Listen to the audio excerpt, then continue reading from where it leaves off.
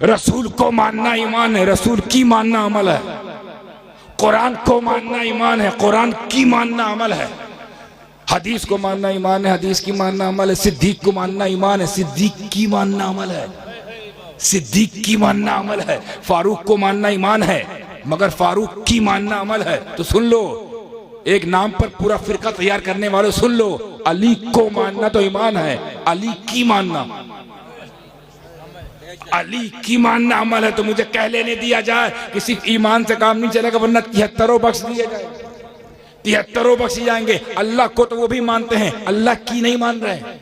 रसूल को मानने का दावा करते हैं, रसूल की नहीं मान रहे हैं। और इसी की में की है, इसी की में ही सब कुछ, सारा झगड़ा की में है, को में नहीं है। जितने झगड़े हो रहे हैं, फिरके वारियत हो रही है, राफजी खारजी नासबी जितने हो रहे हैं, की में है, वो की नहीं मानते हैं। सिद्दीक को मानने वाले सिद्दीक की नहीं मान रहे, अली को मानने वाले अली की नहीं मान रहे। तो बगैर ना माने काम चलेगा? बात क्लियर हो गई? अब अगर मैं ये कहूं तो क्या गलत है कि सिर्फ अल्लाह को मानने से काम नहीं चलेगा, अल्लाह की मानना पड़ेगा। रसूल को मानने से काम नहीं चलेगा, रसूल की मानना पड़ेगा। कुरान को मानने से काम नहीं चलेगा, कुरान की मानना पड़ेगा। सिद्दीक अकबर को मानने से काम नहीं चलेगा, सिद्दीक की मानना चलेगा। फारूक को मानने से काम नहीं चलेगा, फारूक की मानना पड़ेगा। उस्मान को मानने से काम नहीं चलेगा, उस्मान की मानना पड़ेगा। हैदर कर्रार को मानने से काम नहीं चलेगा, हैदर कर्रार की मानना पड़ेगा। हसनैन करीमैन को मानने से काम नहीं चलेगा, हसनैन करीमैन की मानना पड़ेगा। गौसे आजम को मानने से काम नहीं चलेगा, गौसे आजम की मानना पड़ेगा। गरीब नवाज को मानने से काम नहीं चलेगा, गरीब नवाज की मानना पड़ेगा। फरीदुद्दीन की मानना पड़ेगा, कुतुबुद्दीन की मानना पड़ेगा, निजामुद्दीन की मानना पड़ेगा, नसीरुद्दीन की मानना पड़ेगा, सिराजुद्दीन की मानना पड़ेगा, हसामुद्दीन की मानना पड़ेगा, जलालुद्दीन की मानना पड़ेगा, कमालुद्दीन की मानना पड़ेगा, अवहदुद्दीन की मानना पड़ेगा, अलाउद्दीन की मानना पड़ेगा, अशरफी आला हजरत की मानना पड़ेगा। मखदूम अशरफ को मानने से काम नहीं चलेगा, मखदूम अशरफ की मानना पड़ेगा। अब्दुल रज़्ज़ाक़ को मानने से काम नहीं चलेगा। तालीम दे गए सब लोग, अब्दुल रज़्ज़ाक़ की मानना पड़ेगा। मुहद्दिस आज़म को मानने से काम नहीं चलेगा, मुहद्दिस आज़म की मानना पड़ेगा। मुफ्ती आज़म को मानने से काम नहीं चलेगा, वो मुफ्ती आज़म की मानना पड़ेगा। सुन लो, हम लोगों पर उंगली उठाने वालों, सिर्फ हमारे नारों से दूसरों को तकलीफ पहुंचती है, वो सुन ले। और नारे से किसी को होती है तो होया करे, मगर सिर्फ नारे से काम नहीं चलेगा। खोखले नारे काम नहीं आने वाले। कान खोल के सुन लो, हमारे लिए भी तुम्हारे लिए भी ये पैगाम है कि सिर्फ आला हजरत को मानने से काम नहीं चलेगा, आला हजरत की मानना पड़ेगा। ये उसूल है को की, यही की खोलेगी सारे दरवाजे। इल्म का दरवाजा इसी की में है, शोहरत का दरवाजा इसी की इल्म में, विलायत इसी की के पीछे, गौसियत इसी की के पीछे, कुतुबियत इसी की के पीछे। यही की लिए रहो, यही चाबी खोलेगी हर दरवाजा। और आखिरी में जन्नत का दरवाजा इसी की में है। कुरान को मानो, कुरान की गाय नहीं मानते। हदीस को मान लो, हदीस की नहीं मानते। खबीस की मान रहे हो, अहले हदीस की मान रहे हो। सरापा हगीज, सरापा हगीज, पलीद गंदा, उसकी मानते हो, हदीस की नहीं। जो हदीस ला रहा है, अरे हदीस इतनी इंपॉर्टेंट है हजरत। एक जुमला, एक नुक्ता ज़हन में आ गया। लोग कहते हैं हमारे लिए कुरान काफी है। अच्छा, आपके लिए कुरान काफी है, हदीस की वैल्यू नहीं? नहीं, कुरान काफी है। कुछ लोग ऐसे हैं ना हजरत, हमारे लिए कुरान काफी है, हदीस जरूरत नहीं है। मैंने कहीं बताई तुम्हें कुरान मिला कब? बोले जब हदीस आई कि ये कुरान है। भाई कुरान मिला कब? सूरह कौसर आ रही है, कुल या अय्युहल काफिरून आ रही है, कुल हुवल्लाहु अहद आ रही है। अरबी में वो भी है, और नबी जो बोल रहे हैं अरबी में वो भी है। अब ये कैसे मालूम ये कौन वाली अरबी है? ये खुदा वाला कलाम है या मुस्तफ़ा का कलाम है? अब जैसे समझाने के लिए, सूरह कौसर आई, इन्ना अतैनाकल कौसर फसल्लि लिरब्बिका वनहर इन्ना शानिका हुवल अबतर। ये क्या है? कुरान। आप कैसे मालूम? नबी ने कहा ये सूरह कौसर जिब्रील लेके आए हैं, तो ये सूरह कौसर जिब्रील लेकर आए हैं, ये कुरान नहीं, ये हदीस है। ये पूरा कुरान जिब्रील मुझ पर लाए 23 साल में। ये कहा किसने? मुस्तफ़ा ने। और मुस्तफ़ा का कौल हदीस है, खुदा का कौल कुरान है। तो खुदा का कौल तो एक जिब्रील लेके आ रहा है, देखा किसने? खुदा का कौल जिब्रील लेके आ रहा है, दे के चला गया, देखा किसने? किसी ने नहीं देखा। मगर साहिब हदीस ने कहा जिब्रील आए, सूरे काफिरून दे गए, सिद्दीक मान गए, फारूक मान गए, उस्मान मान गए। क्यों? क्योंकि उन्हें पता है, उन्हें पता है कि जिस तरह बगैर हबीब के रहमान नहीं मिल सकता, उसी तरह बगैर हदीस के कुरान नहीं मिल सकता। नारे तकबीर, नारे रिसालत, नारे रिसालत। मदरसा इस्लामिया हनफिया इस्लाहुल कौम, शहजादाए हुजूर गाज़ी मिल्लत, मुहाफ़िज़े मिल्लत, नारे तकबीर। नारे में इख्तिसार से काम लें, वक्त कम है क्योंकि 1 बजने वाला है, 3 बजे मुझे निकलना है अपने दूसरे मकसद पर, इसी तबीयत अलील लेकर, वक्त कलील लेकर। अभी 2 ही बात हुई, 2 बाकी है। को की हो गया, समझ में आ गया? को पीर साहब को मानना क्या है? और पीर साहब की मानना, की में तो झगड़ा है यार। अरे की इतना इंपॉर्टेंट साहब, बीवी को मानो खूब और बीवी की ना मानो। खाना नसीब नहीं होगा इंशाल्लाह, कपड़े खुद धुलने पड़ेंगे। ऑनलाइन का दौर चालू हो जाएगा, स्विगी जोमेटो। क्योंकि बीवी को तो अल्लाह की कसम बीवी को बहुत मानता हूं मैं सैयद साहब, फिर मगर उसकी एक नहीं मानता। बच्चा काम चलेगा। कोई दावा करे नौजवान मैं अपने माँ बाप को बहुत मानता हूं मगर माँ बाप की नहीं मानता, जायदाद नहीं मिलेगी साहब, हक भी नहीं उसका जो माँ बाप की ना मान। जब छोटी छोटी की में इतना बड़ा झगड़ा है, वो तो बड़ी बड़ी की है। उस्ताद को मानो, उस्ताद की ना मानो, हाफिज नहीं बन पाओगे। यही कानून है ना। कंपनी को मानो, बॉस को मानो, कंपनी की ना मानो, निकाल दिए जाओ। अल्लाह को मानो, अल्लाह की ना मानो, वहां भी निकाल दिए जाओ। रसूल को मानो, रसूल की ना मानो, टिकट खत्म, सस्पेंड, बैंड लग जाएगा लाइफ टाइम। वो लाइफ भी नहीं बोल सकते, वहां तो मौत भी नहीं आएगी। लाइफ टाइम क्या बोलो भाई? टिल द एंड, एंड भी नहीं होने वाला। फॉरएवर, ये सही है। हमेशा हमेशा के लिए निकाल दिए जाओगे। कंटिन्यू, तसलसल, तवातुर के लगातार मुसलसल उसी घर में रहोगे। तो को और की बहुत अहम है। ईमान को है, माँ को, बाप को, मुर्शिद को, उस्ताद को, ये हर जगह काम आता है। ये सब पर ईमान रखना है, ईमान, और सबकी मानना है अमल। रसूल को मानना, रसूल ने कहा कुरान नमाज पढ़ो, वो अमल है। रसूल को ने कहा की करो, को ने कहा नमाज पढ़ो, नमाज, यही तो अमल है। को ने कहा मेरे अहले बैत कश्ती, उसी को ने कहा सहाबा सितारे। तो जिसको मानते हो उसकी मानना पड़ेगा ना। ये की लेके चलो तब जन्नत खुलेगी, वरना कब्र में पता नहीं क्या क्या खुल जाए। अल्लाह ही जाने, वो दुनिया अलग है, आलम बरज़ख, कौन कौन से नए नए जानवर आ जाए जो डिस्कवरी में ना देखे गए हों। ऐसे भी आके आपका वेलकम करें, आइए हुजूर। अपनी तरह समझते थे, अपनी तरह समझते थे। तुम मर गए, तुम्हें को पूछने नहीं आ रहा, तुम्हारा खानदान वाला नहीं आ रहा। लेकिन ये देखो, जिसको तुम मुर्दा समझते थे ना, वो तुम्हारी कब्र में आया था कि अब तो पहचान ले, बचा लूंगा।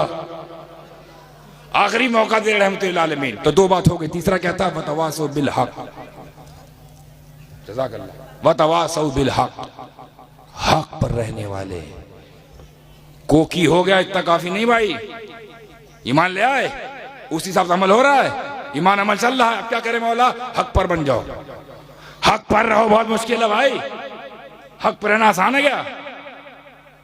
अच्छे बताइए, ईमानदारी से बताया कि पूरी जिम्मेदारी से, मैं भी वीडियो पे हूं, हक बोलने जा रहा हूं। ये सरकार सच्ची है कि झूठी? हक बात तो ही है ना, कहिए जाके, अंदर हो जाएंगे। ये छोटे से नमरूद से अभी तक डर गया, सड़े अमरूद से। तो आज है कल नहीं है, हमारे चुने हुए हैं। इनसे बड़े तो हम लोग हैं यार। इनसे इतनी बड़ी ताकत हमारे अंदर है कि हम इनको एक बार चुनते हैं, 5 साल तक गायब हो जाते हैं। तो असली जादूगर तो हम लोग हैं, गायब कर देते हैं। एक साहब आए, बोले आपके वहाँ MP साहब नहीं आते? बोले आते हैं 5 साल में एक मरतबा, फिर हमको वोट देते हुए गायब हो जाते हैं। जादूगर है, पावर तो हमारे पास है। तो ये एक लतीफा था जो आपने पहुंचा दिया। हक पर रहना बड़ा मुश्किल है, बोलिए ना लाइव आकर। इमाम लोग भी क्या करें, माहौल ऐसा है। कि खुतबे में बच बच के बोल रहे हैं जुमा के, क्योंकि इधर जुमा में कुछ बोला फजर तक अंदर, ऐसा मामला, ऐसी नजर है उनकी। इतनी मुश्किल वक्त में कोई हक पर हो पा रहा है? उस्मान गनी, कमर गनी उस्मान साहब 3-4 साल से जेल में हैं, क्यों नहीं आवाज उठाते हक? 3-4 साल से बिला वजह जेल में, बेमकसद जेल में, नबी के इश्क में जेल में ना। हक है ना, हमें सड़क पे आना चाहिए, नहीं आ पा रहे हैं, बहुत मुश्किल है। डरते हैं हमारा क्या होगा, हमारे बच्चों का क्या होगा, हमारी बीबी क्या होगा, अम्मी अब्बू क्या होगा, अगर हम चले गए जेल, हमको डाल दिया गया शर्जील इमाम की तरह, हमको डाल दिया गया उमर खालिद की तरह, हमारा क्या होगा? ऐसे वालों कुछ नहीं होता, बल्कि उनका कुछ ना कुछ हो जाता है। पूरी दुनिया उसको जानती है, तुम्हें कोई नहीं जानता। कौन उमर खालिद, अमेरिका में पूछ लो बता देंगे। कौन शर्जील इमाम, कहीं पूछ लो बता देंगे। और कौन अब्दुल गफूर, बगल वाला ना बता पाए, बगल गांव नहीं जानता। क्यों? क्योंकि मैंने कुछ नहीं किया हक के लिए। हक पर रहना आसान नहीं है। अरे हक पर रहने के लिए और अपनी हक्कानियत साबित करने के लिए इब्राहिम को कभी दुम्बा देना पड़ता है, तो कभी मुस्तफा को अपना कुंबा देना पड़ता है। बहुत मुश्किल है हक पे रहना, आसान नहीं है। कामयाब होना है ना तो जतन करो, पहला तो ईमान के मुताबिक अमल, फिर हक पर डट जाओ। नहीं मिलाएंगे कभी झूठे से हाथ, नहीं करेंगे कभी कोई समझौता, नहीं बनना है सुलह कुल्ली, हक पर रहेंगे। नहीं बनना राबजी खारजी नस्बी, हक पे रहेंगे। बहुत मुश्किल है, ललचाया जाएगा, पैसा दिया जाएगा, दलीलें दी जाएंगी, भोंगी भोंदी गड़ी गड़ी हदीसें पेश की जाएंगी, आप उधर हो जाओगे। कह दो हम इस मामले में अंधे बहिरे गूंगे, तुम्हारी दलील तुमको मुबारक, हमें रब का खलील मुबारक, तुम्हें फालतू दलील मुबारक। नहीं लड़ना, हक पे रहना है। और हक छोटी बड़ी चीज नहीं साहब। हक मालूम किसे कहते हैं? एक और बात कह के इंशाल्लाह कोशिश करूंगा। हो इजाजत है वो आप लोग की, बोझल तो नहीं हो रहे हैं। हक किसे कहते हैं? हक की पावर देखिए। अगर कोई ईमान वाला है, यानी ईमान का जेवर है और अमल का तेवर है, ईमान का जेवर और अमल का तेवर और हक का फ्लेवर, ये लेकर अगर कोई जम जाए तो अगर वो आम उम्मती हो तो वली बना दिया जाए। हक पर रहने की कुदरत देखिए, ताकत देखिए, उसकी अहमियत देखिए, तो मुझे कह लेने दिया जाए। अल्लाह करे ये नुक्ता आप लोग अपने साथ आगोश में लेके जाएं कि अगर कोई ईमान वाला हो, अमल वाला हो और हक वाला हो, हक पर हो जाए तो उसको हम वली कहते हैं, वली। और जो सरापा हक हो उसे हम अली कहते हैं, अली। नारे तकबीर, नारे हैदरी, नारे हैदरी, नारे हैदरी, नारे रिसालत। अल हक मअल अली, अल अली मअल हक, हक अली के साथ, अली हक के साथ। जो सरापा हक हो, यानी हक पर कोई हो जाए, अगर कोई ईमान वाला है, अमल वाला है और हक पर हो गया। अब अगर मोइनुद्दीन है तो गरीब नवाज बना दिया जाए, अशरफ है तो महबूब एहसानी बना दिया जाए, अब्दुल कादिर हो तो गौसे आजम बना दिया जाए, हक पर हो जाए। और जो सरापा हक हो, जो सरापा हक हो, जिसका ये आलम है कि उसके लिए अल्लाह के दुआ फरमाए, आए अल्लाह ये अली है, इससे मैं मोहब्बत करता हूं, और जिधर अली हो उधर हक को फेर दे, जिधर अली हो उधर हक को फेर दे। मकाम देखिए, मौला अली कौन अली? वो अली जिसके लिए कानून ही बदल जाए। हमारे तुम्हारे लिए सुबह क़यामत तक के लिए कानून ये है, अव्वलीन से आखिरीन तक, कि जिधर हक हो, जिधर हक हो, जिधर हक हो, हमें उधर जाना पड़ता है। और अली का मकाम देखो, जिधर अली हो जाए हक को उधर आना पड़ता है। कौन अली? वो अली जिसके पास सिद्दीक़ अकबर दौड़े दौड़े आए और फरमाए बख बख या अली, मुबारक हो अली, मुबारक हो मौला अली। अचानक सिद्दीक़ अकबर किसी मुबारक बाद में कोई आम बात होगी? हो अब्दुल बशर बादल अंबिया बित्तहक़ीक़ सिद्दीक किसी को दौड़ के आके मुबारकबाद दे, यानी यही समझिए आपका कोई पीर हो, अब क्या आपके पास है, बोले मुबारक हो, आपकी तो वही ईद हो गई। अरे हज़रत हमको बोलते हम चले आते हैं, आप कहां चले यार? बोले बात ही ऐसी है। अरे यार आप यहाँ चले आए और किसी काम के लिए नहीं, किसी हुक्म के लिए नहीं, आप हुक्म देने लायक हैं, पर आप तो मुबारकबाद दे रहे, क्या हो गया? बोले मुबारक हो तुमको अली, मुबारक हो। रसूल पाक से मैंने तुम्हारी शान में एक बात सुनी है। अच्छा कितने सच्चे लोग थे, सच्चे सच्ची बात सुनी, तुरंत सच आके बोल दिया। हम लोगों से कोई किसी की तारीफ कर दे पीर साहब तो हम लोग गाँव गप कह जाके इसको बताएंगे तो फूल जाएगा कि पीर साहब तुमसे बहुत खुश हैं, उसको बता देंगे तो गुब्बारा हो जाएगा, तो गाँव गा पंदर, बल्कि तो मिक्सिंग करके बुराई निकाल देंगे। कह तो रहे तो मैं गुस्से में कह रहे थे, और पीर साहब बोले कि तुम बहुत अच्छे हो, मैं कहते बहुत अच्छा है, गुस्से में कह रहे थे।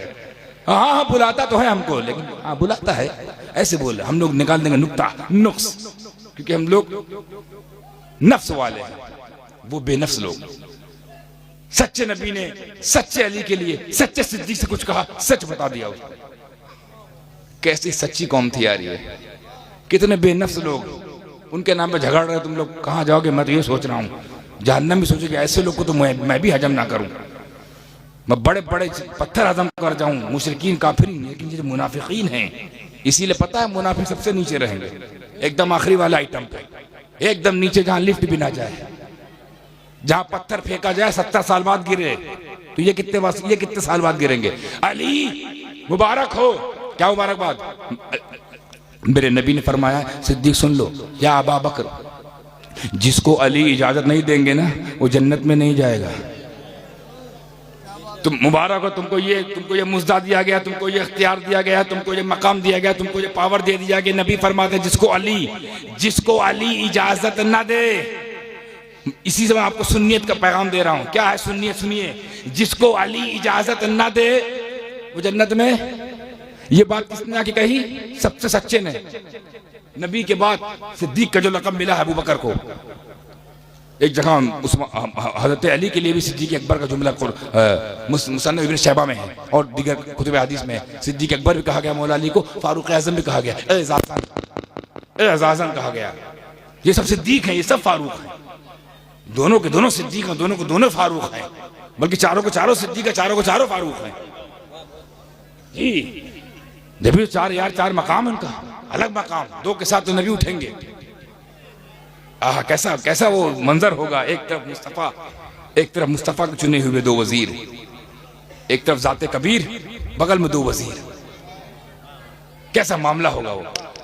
अब उन्हीं में से एक चिराग दूसरे चिराग से कह रहा है मुबारक हो, बगैर किसी डर खौफ के, बगैर किसी चोरी, बगैर किसी बदनीयती के, जो सुना के बोल दिया कि तुम्हारे बारे में नबी फरमाता है कि अली जिसको इजाजत देंगे ना वो जन्नत में जाएगा, मुबारक हो। इतना कहना था कि मौला अली हमारी तुम्हारी तरह फूट के गुब्बारा नहीं हुए। हम लोग मालूम क्या कैसे हो जाते हैं, एक तो डेमो दें, जैसे आप हमारी तारीफ करते और हम ऐसे हल्के में ले रहा था, देखिए मालूम होगा ना हम कहाँ हैं, अब तो पता चला हम कौन है, ये सब हल्के में ले रहे थे हमको, हम ऐसे हो जाते हैं नफ्स वाले। लेकिन अली क्या फरमाते हैं, बख बख या अबा बकर, मुबारक हो अबू बकर, मुबारक हो। मुझे किस बात मुबारकबाद? भाई तो आपके बारे में सुन के आपको बता दिया, आप किस बात की मुबारकबाद दे रहे हैं? आप किस बात की?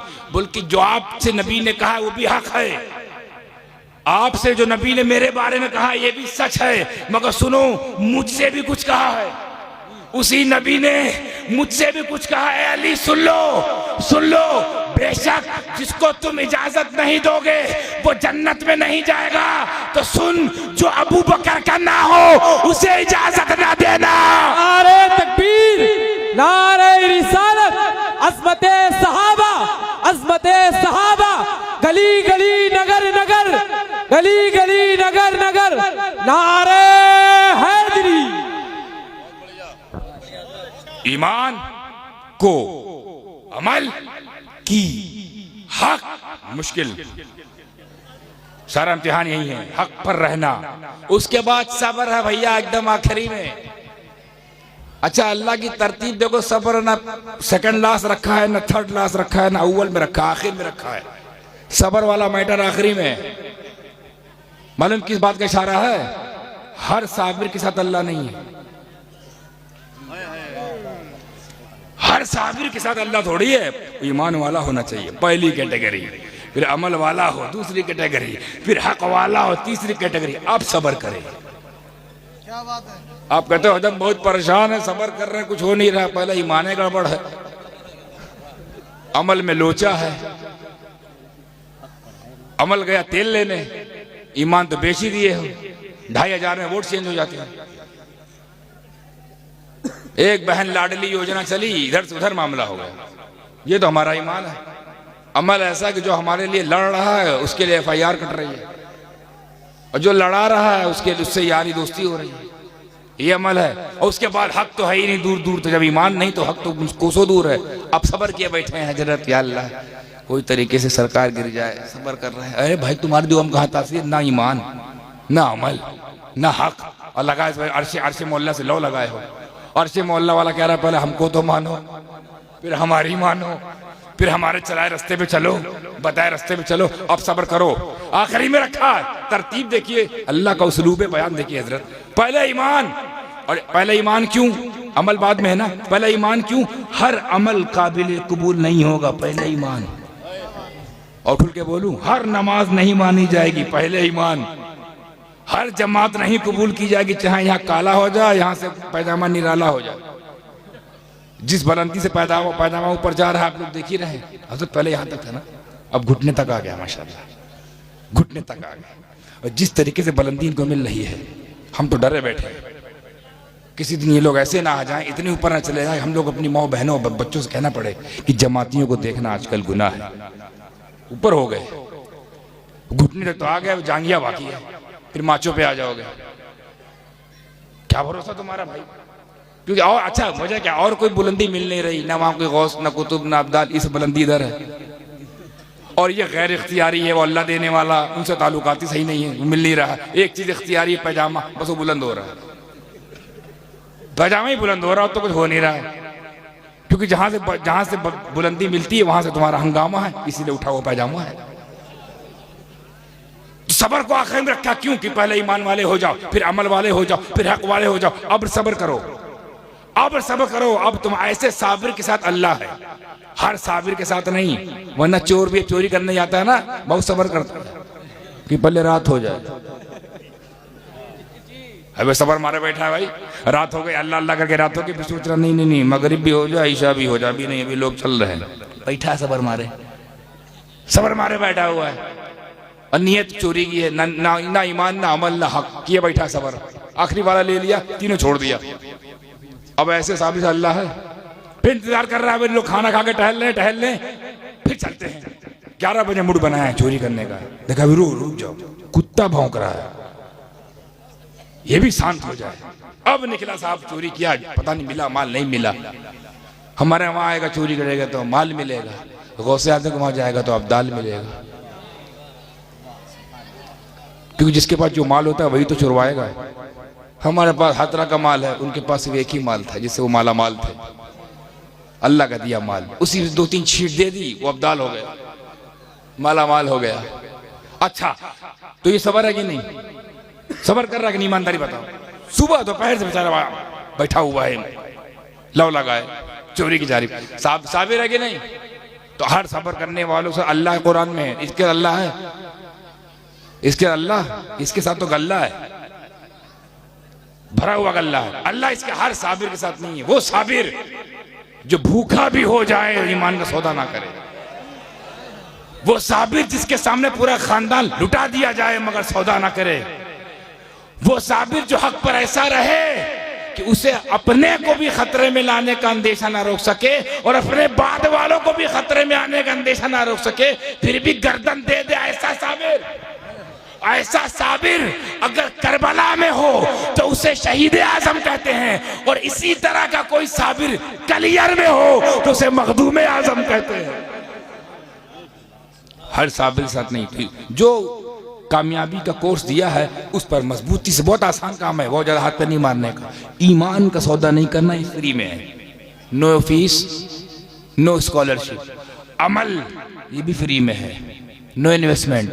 हक ये भी फ्री में अल्लाह कामयाबी दे रहा है। तुम पैसा लगा कामयाब नहीं हो रहे। कामयाबी से 4 में, ये 4 ऐसा कोर्स है कि ये करने वाला अगर कुटिया में है तो कामयाब है, और इसको छोड़कर कोई अगर पूरी दुनिया में हो तो ना। तो ये हमारा पैगाम है, ईमान का सौदा नहीं करना। अच्छा सबसे मजे की बात, ये ईमान है, ये अमल है, ये हक है, ये सब्र है। ये मालूम कब होता है, मालूम कब होता है, जब इसका इल्म हो। ये मालूम कब होता है, जब इसका इल्म हो। इसी का इल्म सिखाया जाता है मदरसों में जहां तालीम दी जाती है। अब समझे शैतान आलिम हाफिज कारी बनने से क्यों रोकता है? क्योंकि सारे हरबे मालूम हो जाते हैं, सारी सच्चाई मालूम हो जाती है।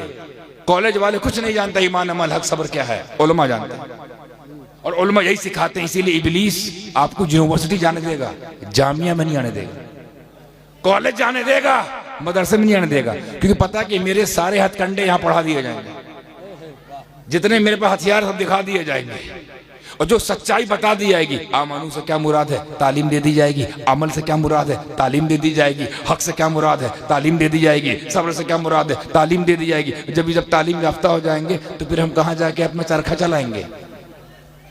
ये जो कुफ्र का चरखा, शिर्क का चरखा, बिदअत का चरखा हम चलवा रहे हैं, ये कैसे चलेगा? अब समझ में आया मदरसे जाने से दिल उचाट क्यों होता है। अब बच्चों को समझ में आया कि मदरसे जाते हैं दिल क्यों नहीं लगता है, क्योंकि यहाँ हजरत इब्लीस पूरी फौज लिए बैठे हैं। चाहे जहां चला जाओ बच्चा, इधर ना आइयो, इधर आओगे हमारी पोल खुल जाएगी, इधर आओगे तो हमारा सारा भांडा फूट जाएगा। और यही सीखने के लिए इल्म चाहिए और इसी इल्म के लिए तालीम चाहिए और इसी तालीम के लिए जामिया चाहिए। अब समझ में आया मदरसे का मकाम। क्यों कहते हैं इसको बैते रसूल? क्योंकि यहां बातें रसूल होती, ये रसूल का घर है। और किसी घर को रसूल का घर क्यों नहीं कहते? खानका को खानका कहा गया है, मदरसे को रसूल के घर कहा गया है, क्योंकि रसूल का जो इल्म है, जो उनके सीने से निकला, जबान से जाहिर हुआ, वही इल्म कुरान से यहाँ सिखाया जाता है। तो जो तालीमी बात हो रही है यहाँ पर ना, ये आपके लिए एहसान कर रहे हैं उलमा, आसान कर दिया। वरना पहले हज़रत जानते हैं मुहद्दिसीन को एक एक दो दो तीन तीन चार चार 5 दिन का सफर करके किसी उस्ताद को ढूंढना पड़ता था, घर बार छोड़कर। फिर उनकी सोबत में 2-4-5 साल गुजारते थे, तब जाके एक आलिम पैदा होता था। इल्म की जस्तजू करने वाले तलाशते थे, मुहद्दिसीन कहाँ है, मुहक्किकीन कहाँ है, फ़क़ीह कहाँ है। एक फ़क़ीह वहाँ है, फ़िक़्ह सुनने वहाँ चले गए। एक हदीस मुहद्दिस वहाँ है, हदीस सीखने वहाँ चले गए। एक हाफिज वहाँ है, एक कारी वहाँ है। कितना मेहनत करते थे, लेकिन कुर्बान जो इन जैसे मुंतज़िमीन को एक ही जगह फ़िक़्ह ले आ गए, एक ही जगह हदीस ले आए, एक ही जगह कुरान ले आए, एक ही जगह हाफिज भी हैं, कारी भी हैं, आलिम भी हैं, मुफ्ती भी हैं, शेखुल हदीस भी हैं, शेखुल कुरान भी हैं, सारा निज़ाम भी है, मगर बस आप नहीं है। ना आप है ना आपका ताउन है। यही वजह है कि आज मुसलमान होने के बावजूद दलितों से भी ज्यादा बुरी हालत में जी रहा है। तालीम नहीं है। एक बंदा, मैं तारीफ करता हूँ उस दलित की, मैं किसी की क्रिटिसाइज नहीं कर रहा हूँ। एक बंदा सी उठा अंबेडकर नाम का, ऐसी क्रांति अंबेडकर नाम की उठी, ऐसा पढ़ा कि उसका पढ़ा है वो हम पढ़ के कानून सीख रहे हैं। एक पढ़ा तो बदल दी सब तकदीर पूरी कौम की। तुम क्यों नहीं पढ़ते? पढ़ो। हम मना नहीं करते हैं असली तालीम ना हासिल करो, मना नहीं करते हैं। डॉक्टर बनो, इंजीनियर बनो, ये बोनस है और ये कामयाबी है। तुम बोनस में लग गए कामयाबी छोड़कर। तो हजरत तालीम बहुत जरूरी है, उसी के लिए मदरसे जरूरी हैं, उसके लिए तामुन जरूरी है और उसके लिए दिल जमाई जरूरी है, उसके लिए नेक नीयत होना जरूरी है, उसके लिए ईमान जरूरी है, उसके लिए को भी जरूरी है, की भी जरूरी है, हक भी जरूरी है, सब्र भी जरूरी है। सब्र लास्ट में इसलिए है ताकि ये 3 चीज का जेवर पहन कर सब्र करने बैठोगे तो इंशाल्लाह अल्लाह आपके साथ होगा। और जब अल्लाह हो जाए आपके साथ जब हो जाए खुदा, तो फिर कौन कर पाएगा इस मुल्क से जुदा? सब्र किसे कहते हैं? बस ये बात करके बात खत्म। सब्र कहते हैं पसंदीदा, मौला अली कौल है, मेरा नहीं भाई साहब, पसंदीदा चीज का इंतजार करना, ना पसंदीदा चीज को बर्दाश्त करना। जैसे आप मुझे बर्दाश्त कर रहे हैं, ये सब्र है। पसंदीदा चीज का इंतजार करना, ना पसंदीदा चीज को बर्दाश्त करना, इसी को सब्र कहते हैं। और मजे की बात यह है, इंतजार उसी का किया जाता है जिसके आने का पक्का मामला हो। जैसे मैं आपसे बोलूं प्लेटफॉर्म नंबर 3 पे आप खड़े हो जाइए, सफदर साहब बंबई आना है, हाँ प्लेटफॉर्म नंबर 3 पर खड़े होइए, इंतजार करिए, ट्रेन नहीं आने वाली। आप इंतजार करेंगे? क्यों? क्योंकि पक्का मालूम ट्रेन नहीं आने वाली। लेकिन मौला अली फरमाते हैं पसंदीदा का इंतजार करो, पसंदीदा का इंतजार करो, इसका मतलब आने वाली है पसंदीदगी। जैसे ये सरकार ना पसंदीदा है, बर्दाश्त करो। कोई सरकार पसंदीदा है, इंतजार करो। और इंतजार उसी का किया जाता है जो आने वाली हो, आने वाली हो। इंशाल्लाह हमारे पसंदीदगी के हिसाब से भी मामला हल होगा। तो आप इन लोगों को हौसला अफजाई करें। ये बच्चे जो पढ़ रहे हैं ये नगीने हैं, खुद तो बख्शे जाएंगे, अपने माँ बाप को बख्शवाएंगे। कैसा इल्म यार, डॉक्टर को अपने की बख्शी पता नहीं, मगर अगर हाफिज कारी है तो अपना गया, 7 लोग कौन ले गया। आलिम बाअमल है क्या मालूम पूरा खानदान ले जाए, और वली हो गया तो सारे दूसरे कबीले भी लेकर चला जाए मुरीदों के। ये सारा सब इसी के पीछे है। इल्म शरीयत, फिर इल्म तरीक़त, फिर जाके होती है हकीकत, तब मिलती है मारिफत। शुरू होता है मदरसे से।